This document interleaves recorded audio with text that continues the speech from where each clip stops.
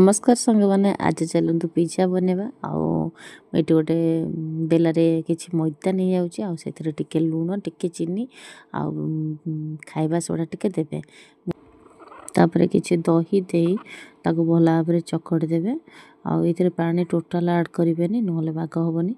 केवल दही ही डोपटा प्रस्तुत करेंगे मुझे आगुरी कही आ गोटे भिडियो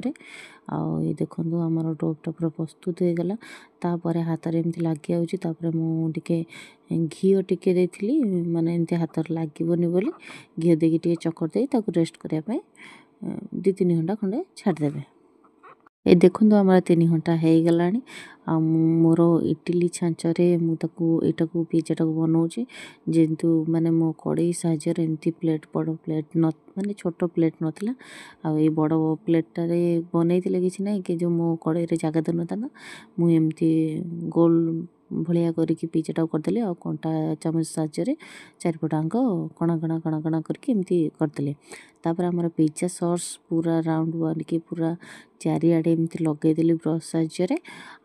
तापर आमर कुनी कुनी पियाज आ कैप्सिकम को मु आगुरी काटिक रखी आउे एमती मिसईदेली तापर